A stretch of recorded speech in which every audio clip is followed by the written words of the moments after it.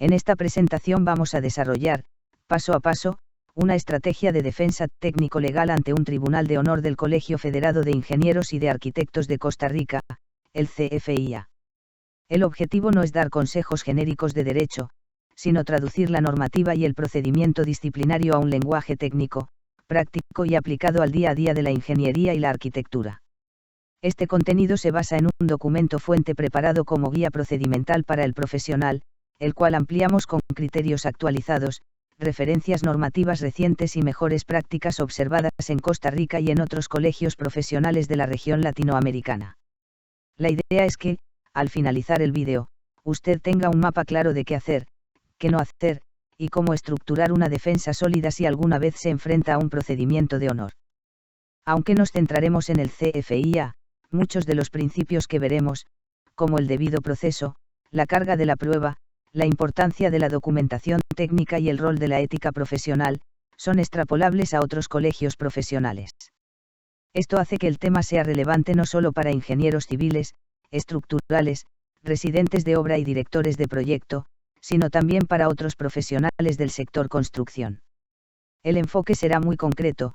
Primero veremos el marco normativo jerárquico que rige estos procesos, luego, analizaremos las fases críticas de un expediente disciplinario, revisaremos qué tipo de pruebas son más efectivas desde la óptica técnica, y, finalmente, cerraremos con recomendaciones profesionales para minimizar riesgos y proteger el activo más valioso de un ingeniero, su reputación y su licencia para ejercer. Acompáñeme diapositiva por diapositiva.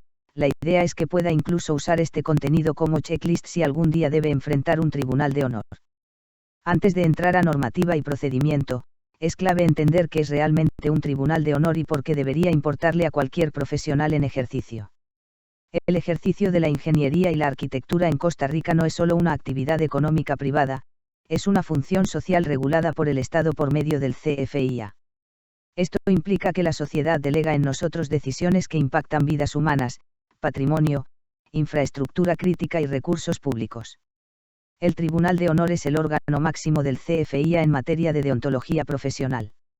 Su función principal no es castigar por castigar, sino proteger el prestigio de la profesión y la confianza del público en los ingenieros y arquitectos colegiados. Sin embargo, desde el punto de vista del profesional, un expediente de honor tiene consecuencias muy concretas, puede terminar en una amonestación pública, en la suspensión temporal del derecho de ejercicio, o, en casos extremos, en la cancelación de la incorporación. Además, incluso si la sanción no llega a esos extremos, el simple hecho de tener antecedentes disciplinarios puede afectar la adjudicación de contratos, la participación en licitaciones públicas, la relación con aseguradoras, bancos e instituciones que exigen historial limpio. En un mercado competitivo, un señalamiento de honor puede pesar tanto como un reclamo técnico o una demanda civil. Por eso, una defensa adecuada no se limita a salir bien librado en un caso puntual, se trata de proteger la trayectoria profesional a largo plazo. Este enfoque es particularmente importante para directores de proyecto, gerentes de construcción, diseñadores estructurales y consultores que asumen la firma y el sello de proyectos de alto impacto. En síntesis, ignorar o subestimar el Tribunal de Honor es abrir la puerta a riesgos que no son solo legales, sino también económicos y reputacionales. Con este contexto en mente, pasemos a ver el andamiaje normativo que regula todo el proceso disciplinario. Una estrategia de defensa seria tiene que empezar por entender la jerarquía normativa que aplica al proceso disciplinario. No basta con citar artículos sueltos, hay que saber qué norma prevalece sobre cuál y cómo se conectan entre sí. En la cúspide tenemos la Constitución Política de Costa Rica. Allí destacan dos artículos clave para cualquier procedimiento disciplinario, el artículo 41, que garantiza el derecho al debido proceso, y el artículo 49, que consagra el principio de legalidad. Esto significa que todo procedimiento, aunque sea interno de un colegio profesional, debe respetar reglas claras, plazos razonables, derecho de defensa y vías de recurso. En un segundo nivel se sitúa la Ley Orgánica del Colegio Federado de Ingenieros y de Arquitectos, la Ley 5458. Esta ley define las competencias de la Junta Directiva, las funciones del Tribunal de Honor, las clases de faltas y las sanciones posibles. Es la base legal específica que legitima al CFIA para juzgar la conducta ética de sus miembros. En el tercer nivel encontramos el Reglamento de Tribunales de Honor y el Reglamento de Procedimiento Disciplinario. Estos reglamentos detallan el cómo, plazos para contestar, forma de notificar, etapas del proceso, tipos de recursos, integración de los tribunales y el rol de la Fiscalía Interna del Colegio. Son la hoja de ruta procedimental. Finalmente, en la base de la pirámide normativa, está el Código de Ética Profesional. Aquí no se discute la legalidad en abstracto, sino la conformidad de la conducta con los principios éticos del gremio, diligencia, honestidad, responsabilidad, respeto a la vida y al patrimonio, manejo de conflictos de interés, entre otros. Como defensores, ya sea como profesionales que se defienden a sí mismos o como asesores técnicos, debemos saber movernos en todos estos niveles, invocar la Constitución cuando haya violaciones al debido proceso, utilizar la Ley 5.458 para delimitar competencias y sanciones, exigir el estricto cumplimiento del reglamento y, sobre todo, demostrar que la actuación técnica estuvo alineada con el Código de Ética. Cuando un ingeniero o un arquitecto enfrenta un procedimiento ante el Tribunal de Honor, lo primero que debe tener claro es qué normas mandan y en qué orden. No basta con conocer solo el reglamento del CFIA, la defensa sólida se construye desde la cúspide de la pirámide normativa hacia abajo. En la parte más alta está la Constitución Política de Costa Rica, especialmente los artículos 41 y 49, que consagran el derecho al debido proceso y el principio de legalidad. Es decir, ningún procedimiento disciplinario puede imponerse de manera arbitraria, debe respetar plazos, formas de notificación, derecho de defensa, acceso al expediente y posibilidad de recurrir las decisiones. Esa es la base para cuestionar cualquier actuación que vulnere derechos fundamentales. En el siguiente nivel se ubica la Ley Orgánica del CFIA, la Ley 5.458. Esta ley define las competencias del Colegio, de la Junta Directiva y del propio Tribunal de Honor, establece qué conductas pueden considerarse faltas y qué tipo de sanciones se pueden imponer. Dominar esta ley permite verificar si el órgano que nos está juzgando es realmente competente y si la sanción propuesta está dentro de lo que la ley autoriza. Un escalón más abajo encontramos el Reglamento de Tribunales de Honor y el Reglamento de Procedimiento Disciplinario. Aquí se detalla el paso a paso del proceso, cómo se abre el expediente, cómo se notifican las actuaciones, en qué plazos se presentan los descargos, cómo se ofrece y se practica la prueba, cómo se celebra la audiencia, y cuáles son los recursos internos disponibles. Conocer este reglamento es clave para no perder oportunidades de defensa por un simple plazo vencido o por un requisito formal incumplido. Finalmente, en la base de la pirámide está el Código de Ética Profesional. Este documento define los deberes específicos del profesional, diligencia, honestidad, responsabilidad frente a la seguridad de las personas y al patrimonio, manejo de conflictos de interés, relación con clientes, colegas y con la sociedad. En un juicio de honor, esto es lo que realmente se está valorando, si la conducta fue o no compatible con esos principios. ¿Por qué es tan peligrosa la falta de dominio de esta jerarquía? ¿Por qué una defensa que se queda solo en argumentos técnicos o emocionales, sin apoyarse en el nivel correcto de norma, llega débil al tribunal? Por ejemplo, si se discute una violación al debido proceso pero solo se cita el reglamento interno, se pierde la fuerza que da invocar directamente la Constitución. O, al revés, si se alega desproporción de la sanción sin revisar primero que permite la Ley 5.458, el argumento queda incompleto. En resumen, el profesional que conoce y maneja esta pirámide normativa puede ordenar mejor sus alegatos, identificar vicios de procedimiento, cuestionar competencias, exigir respeto al debido proceso y, al mismo tiempo, demostrar que su actuación fue coherente con el Código de Ética. El que la desconoce, en cambio, entra al proceso con desventaja, responde solo a la defensiva y deja pasar oportunidades clave para proteger su nombre y su licencia. Un error frecuente de muchos colegas es confundir el proceso disciplinario de honor con un proceso penal o, al revés, minimizarlo como si fuera un simple trámite interno. La realidad está en un punto intermedio, no es penal, pero las consecuencias pueden ser muy severas para la vida profesional. El Tribunal de Honor no busca determinar delitos penales ni imponer penas de cárcel, para eso están los tribunales del Poder Judicial. Su campo es la ética profesional, evalúa si la conducta del ingeniero o arquitecto se ajustó a los estándares que el propio gremio se ha impuesto. Las sanciones típicas van desde la amonestación privada o pública, pasando por la suspensión temporal del ejercicio, hasta la cancelación de la incorporación. Un principio clave que debemos tener claros es el de indubio pro reo. En caso de duda razonable, esta debe favorecer al profesional. Aunque estemos ante un procedimiento administrativo disciplinario, la jurisprudencia costarricense ha insistido en que rigen los mismos principios básicos de un debido proceso justo: presunción de inocencia, derecho de defensa, y carga de la prueba en cabeza de quien acusa. Eso sí, que la carga de la prueba recaiga en la fiscalía del colegio o en el denunciante no significa que el profesional pueda adoptar una actitud pasiva. El tribunal suele valorar con especial atención la prueba técnica documental, planos, bitácoras, memorias de cálculo, correspondencia, actas de reunión. En materia de ingeniería, lo que no está escrito, muchas veces no existe para efectos probatorios. En la presentación incluiremos una comparación visual entre el Tribunal de Honor y un tribunal penal, para que tenga muy clara la diferencia en función, sanciones y enfoque.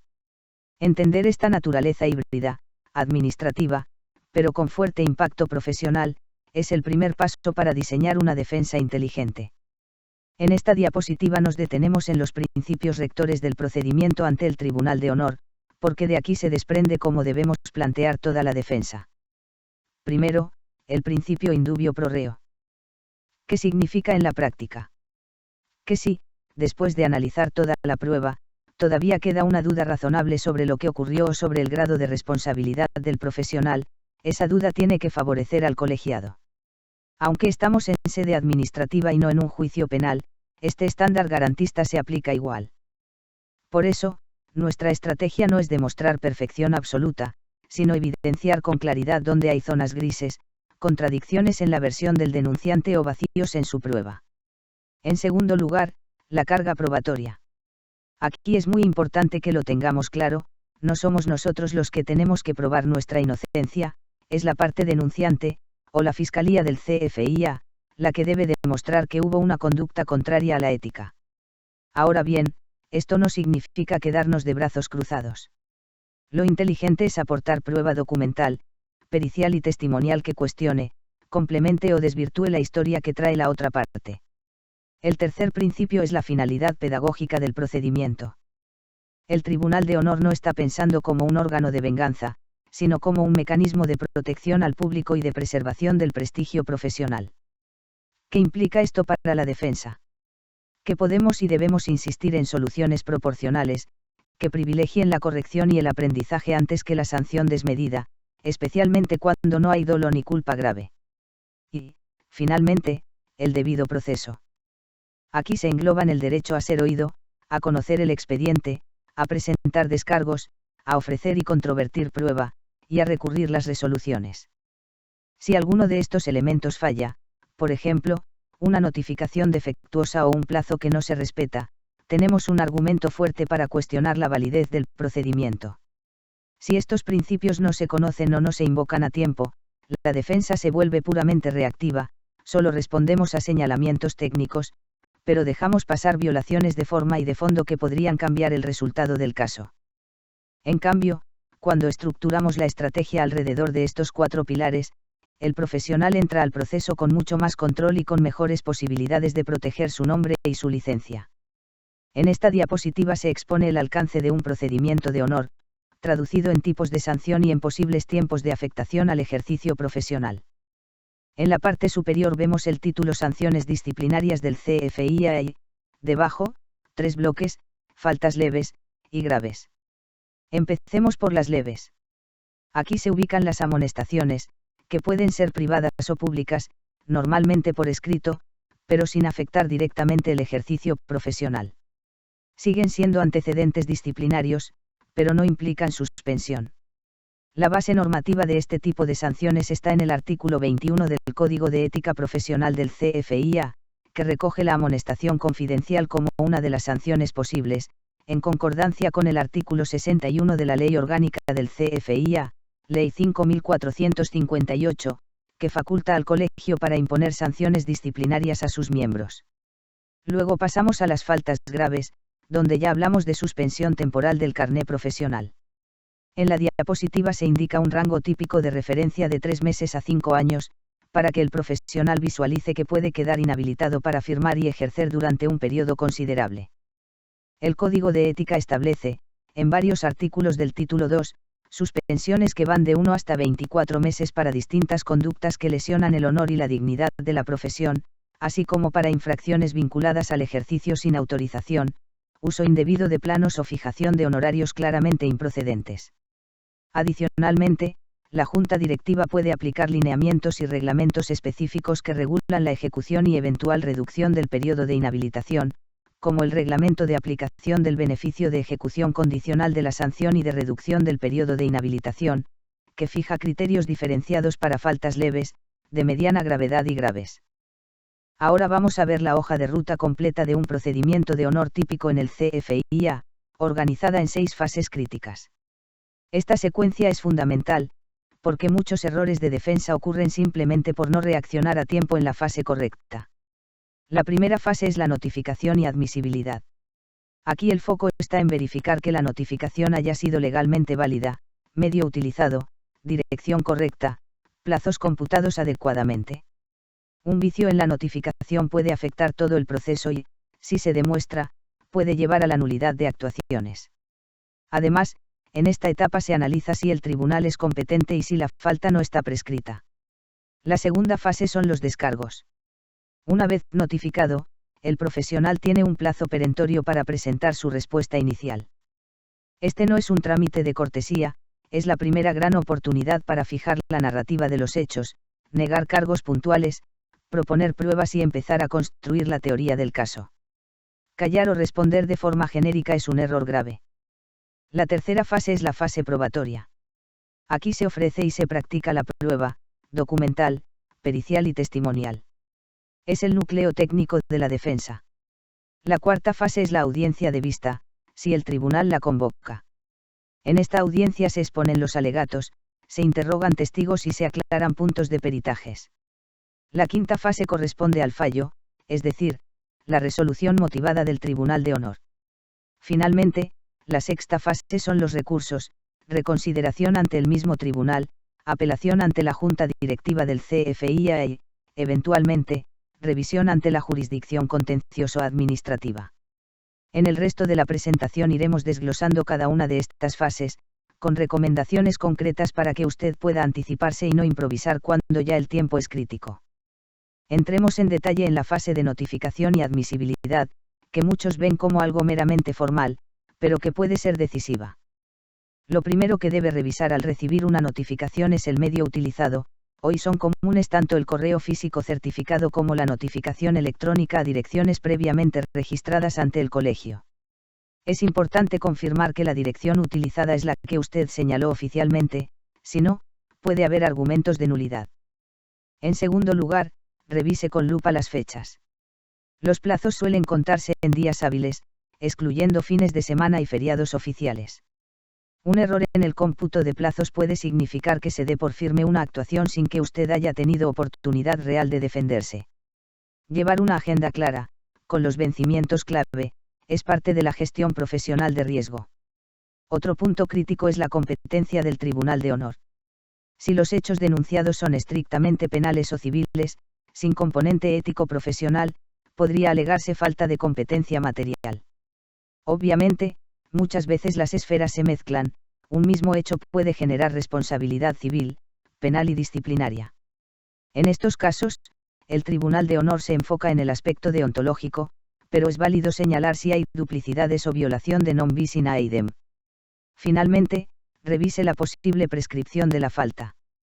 La Ley 5.458 y los reglamentos asociados establecen plazos dentro de los cuales debe tramitarse o, al menos, iniciarse la acción disciplinaria. Si el hecho ocurrió hace demasiados años y no hubo actuaciones oportunas, puede corresponder solicitar el sobreseimiento por prescripción.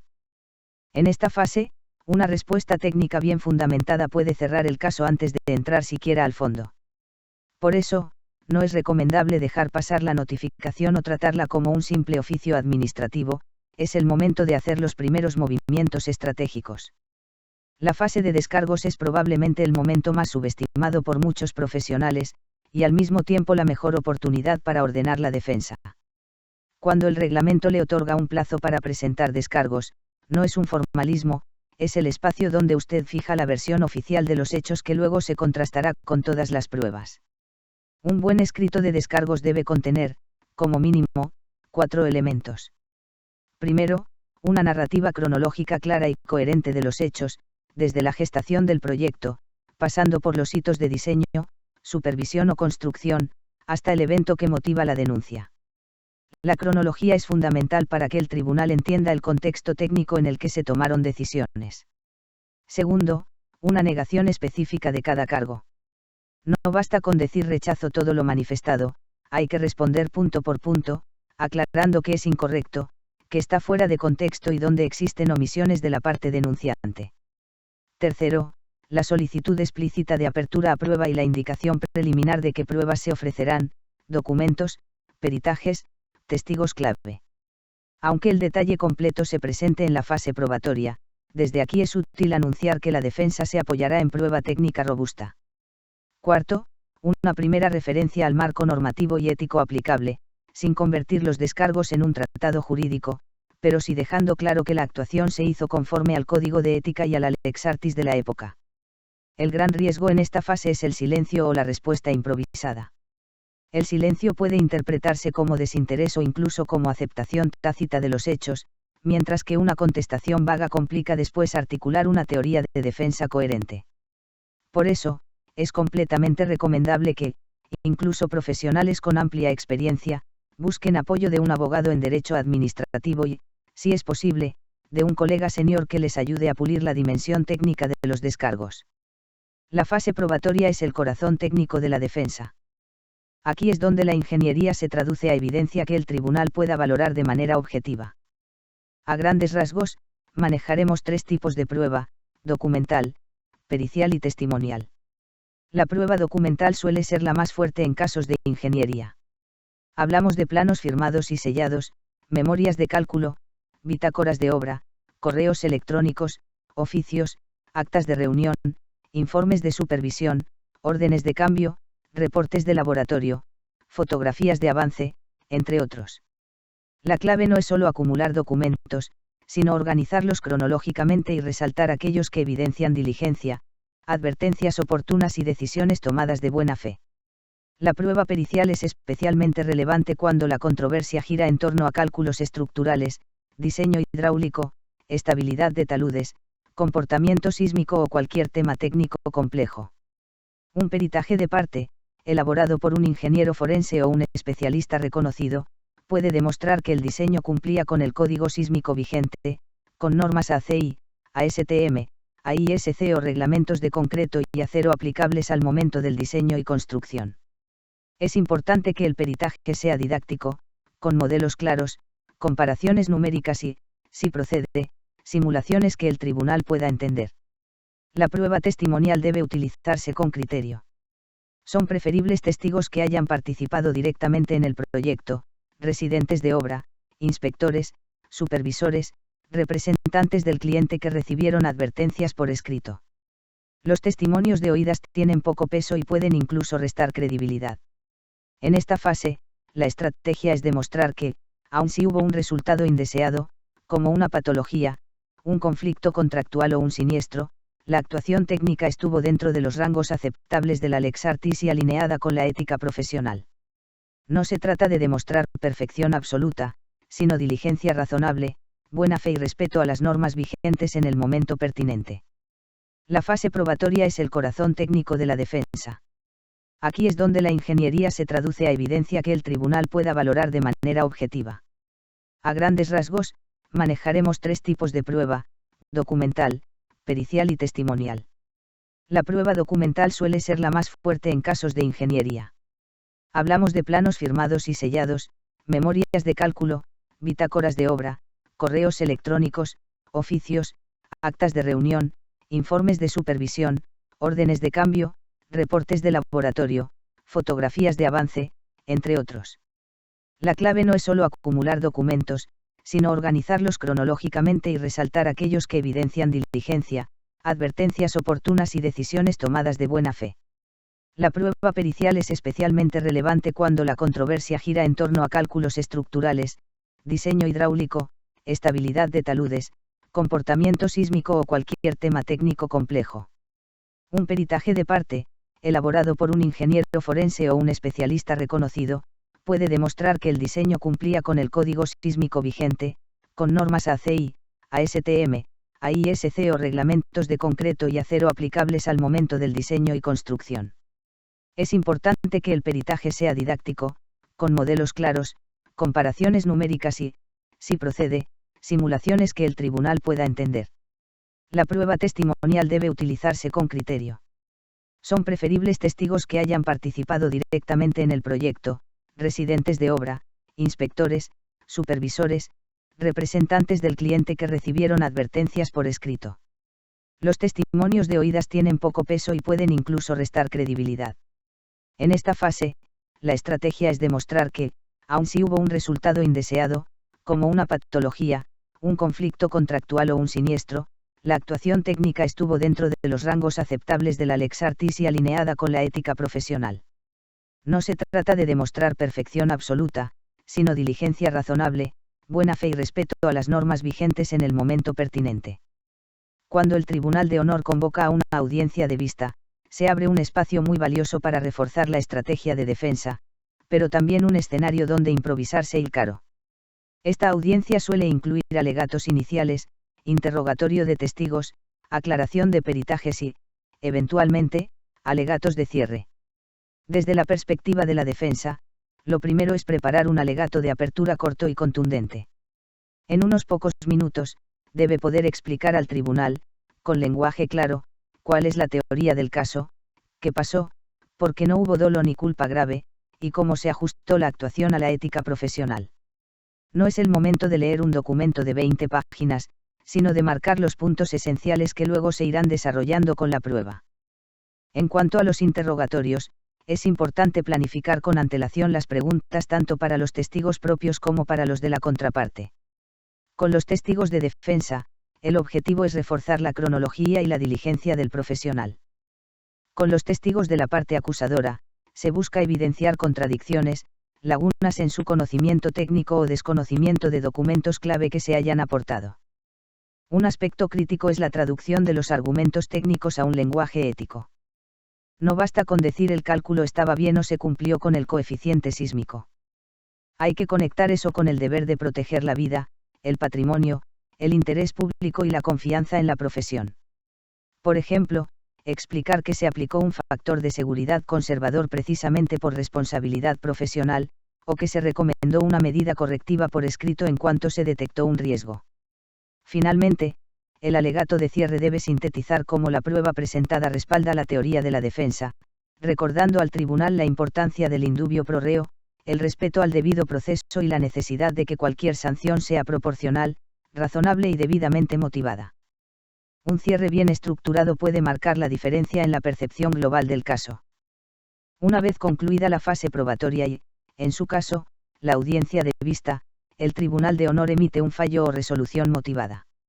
Este documento debe explicar los hechos que el tribunal considera probados, la valoración de la prueba, la calificación de la conducta según el Código de Ética y, en su caso, la sanción impuesta.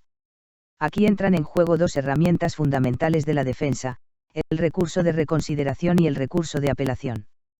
El recurso de reconsideración se presenta ante el mismo Tribunal de Honor. Su finalidad es pedir que el propio tribunal revise aspectos del fallo, ya sea por valoración insuficiente de alguna prueba, por errores de hecho o por omisiones en la motivación. No se trata de reescribir todo el caso, sino de señalar con precisión puntos donde el tribunal pudo haber pasado por alto un elemento relevante. El recurso de apelación, por su parte, se interpone ante la Junta Directiva del CFIA, que actúa como una segunda instancia colegiada. En este recurso se puede replantear la discusión, tanto en lo fáctico como en lo jurídico y ético. Es una oportunidad para que otro órgano, con una visión más amplia de la institución, revise si el Tribunal de Honor aplicó correctamente el derecho, respetó el debido proceso y mantuvo la proporcionalidad de la sanción. Una buena práctica es estructurar ambos recursos siguiendo una lógica clara, resumen breve del caso, identificación de los agravios concretos, por ejemplo, violación al derecho de defensa, error en la apreciación de la prueba, desproporción de la sanción, referencia a la normativa aplicable y solicitud expresa de lo que se pretende, revocatoria total, modificación de la sanción, o aclaración de extremos específicos. Recordemos que estos recursos tienen plazos estrictos. Perder un plazo significa dejar en firme una resolución que quizá podría haberse revertido o suavizado. Por eso, es esencial llevar control de fechas y trabajar en equipo con el abogado y, si es posible, con el perito técnico que participó en la fase probatoria. Hasta ahora hemos hablado mucho del cómo del procedimiento. Ahora entremos al que vamos a defender en el fondo. La defensa sustantiva ante el Tribunal de Honor suele estructurarse alrededor de 3 ejes principales. El primer eje es la ausencia de dolo o culpa grave.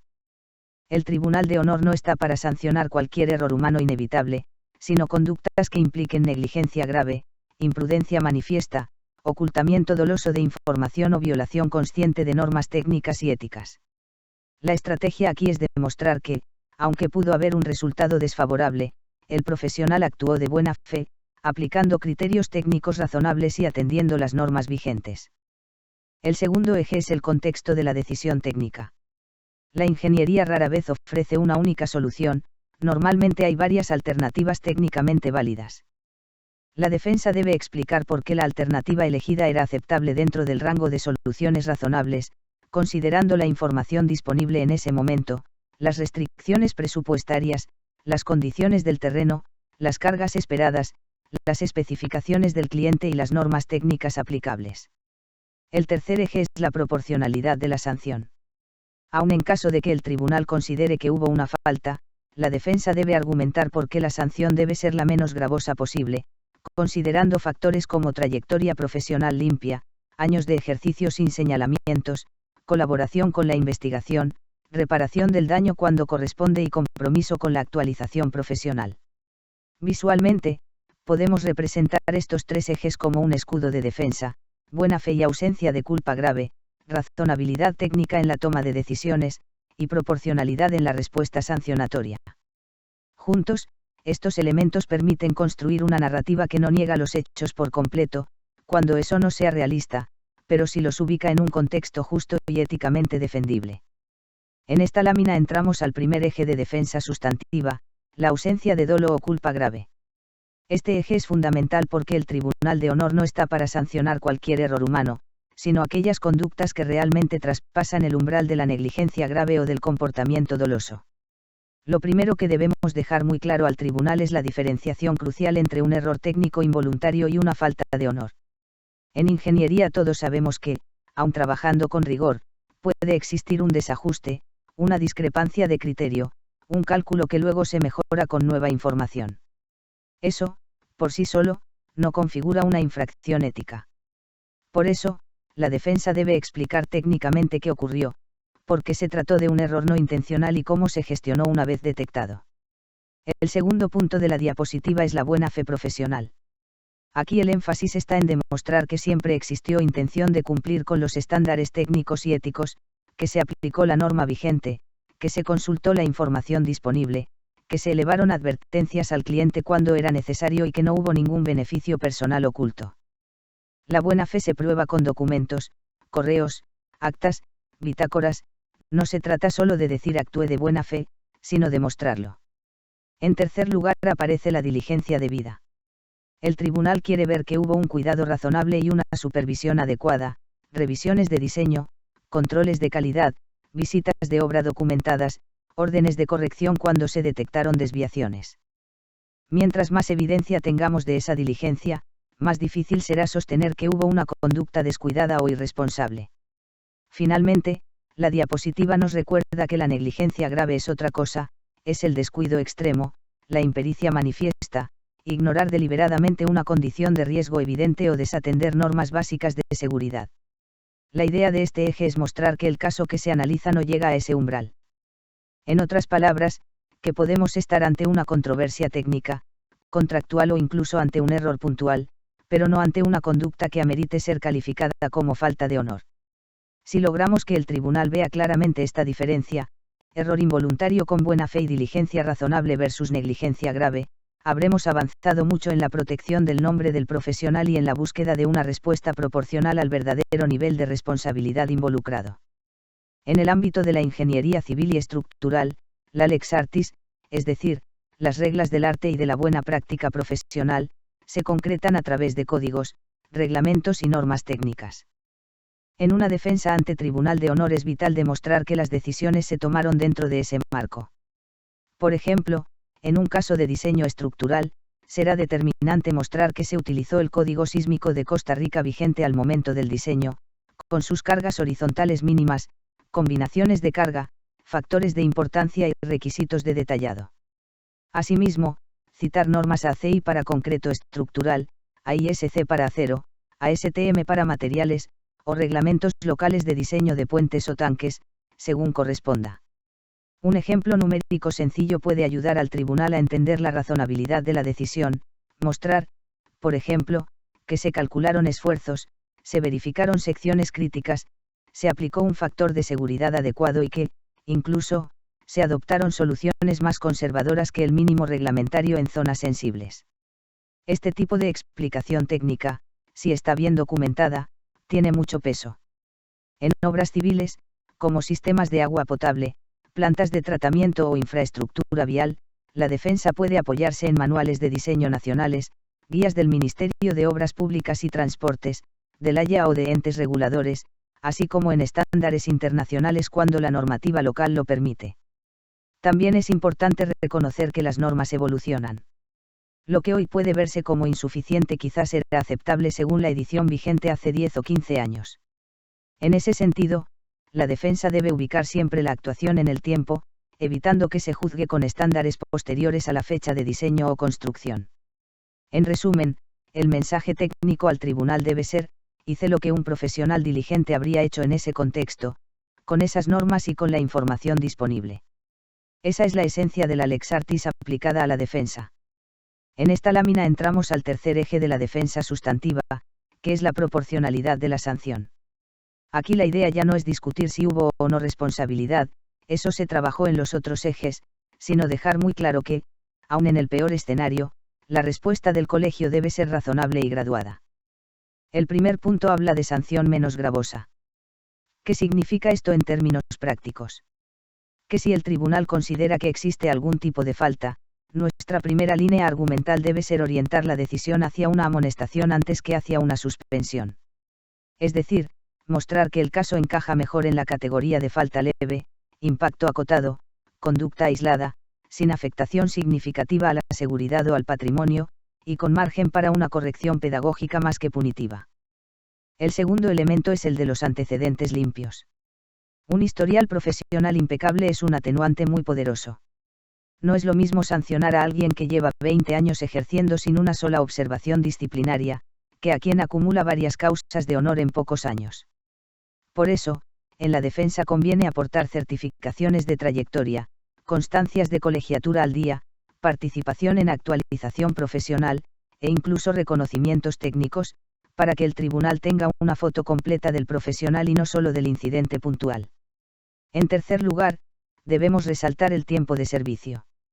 Los años de ejercicio sin incidentes éticos no son un simple dato biográfico, son prueba de que, en la práctica, el profesional ha demostrado una conducta generalmente alineada con la ética gremial. Este factor suele pesar a la hora de decidir si basta una amonestación o si se justifica una suspensión prolongada. Finalmente, la diapositiva menciona la reparación del daño. Aquí entran todas las acciones correctivas tomadas después del hecho: reforzar una estructura, asumir costos de reparación, apoyar técnicamente al cliente para mitigar el impacto, mejorar procedimientos internos, entre otras. Mostrar que el profesional no solo reconoce el problema sino que actúa para solucionarlo, envía al tribunal un mensaje claro de responsabilidad y compromiso ético. En conjunto, estos 4 argumentos: sanción menos gravosa, antecedentes limpios, tiempo de servicio y reparación del daño, son las piezas clave para, llegado el caso, mover la decisión del tribunal desde sanciones de suspensión o cancelación hacia medidas más proporcionales y coherentes con la historia real del profesional y con el carácter pedagógico que debería tener todo procedimiento de honor. En esta diapositiva detengamos en las causas más comunes de procedimientos disciplinarios, Porque aquí muchos colegas se van a reconocer y, lo más importante, van a ver dónde pueden prevenir. La primera causa que aparece es la falta de dirección técnica. En términos simples, hablamos de omisión en la supervisión de obras contratadas, se firma como director responsable, pero en la práctica no hay presencia en sitio, no se llevan bitácoras, no se documentan visitas ni órdenes de corrección. Esto explica, aproximadamente, 1/3 de los casos. Es el típico escenario donde el profesional presta el carné o asume demasiadas obras sin capacidad real de supervisión. El mensaje es claro: si firmo como director, debo estar y debo documentar que estoy. La segunda causa son los errores en diseños estructurales.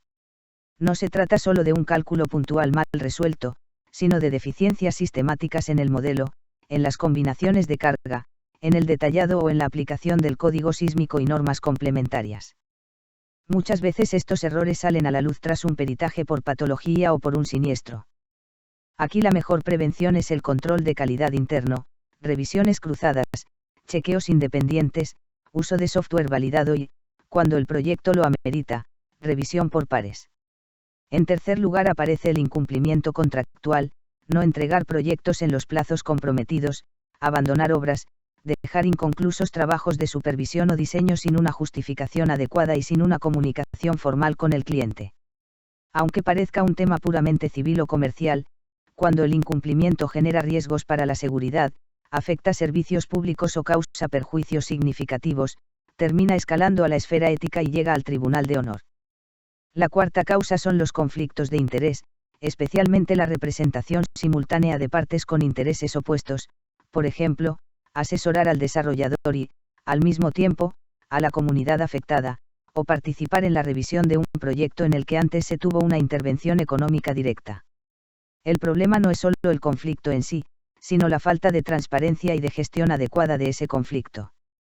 El ejercicio de la ingeniería y la arquitectura en Costa Rica está fuertemente ligado a una función social regulada. El CFIA y su Tribunal de Honor existen para proteger tanto al público como el prestigio del gremio. Ignorar esto es abrir la puerta a riesgos profesionales innecesarios. Segundo, una defensa efectiva ante un procedimiento disciplinario no se improvisa. Requiere entender la jerarquía normativa, Constitución, Ley 5458, reglamentos, Código de Ética, dominar las fases del procedimiento, notificación, descargos, prueba, audiencia, fallo y recursos, y saber utilizar los tipos de prueba que el tribunal considera más relevantes, especialmente la documental y la pericial. Tercero, en el plano sustantivo, la defensa gira en torno a demostrar ausencia de dolo o culpa grave, razonabilidad técnica de las decisiones dentro de la lex artis de la época, y proporcionalidad de cualquier sanción que eventualmente se imponga. Todo esto se construye no solo con argumentos retóricos, sino con evidencia técnica sólida y bien presentada. Cuarto, más allá de ganar o perder un caso concreto, el verdadero objetivo es proteger la reputación profesional y la licencia de ejercicio a largo plazo. Esto se logra con prevención, documentación rigurosa, comunicación clara con clientes y colegas, actualización constante, y, cuando es necesario, con una defensa responsable, ética y técnicamente sustentada. El procedimiento ante Tribunal de Honor es un desafío técnico-legal que requiere preparación rigurosa. Defensa exitosa combina inocencia fáctica con demostración procesal del ex artis y ética profesional. Dominio del reglamento y aplicación del debido proceso son herramientas fundamentales. La reputación profesional y licencia para ejercer son el patrimonio más valioso del ingeniero.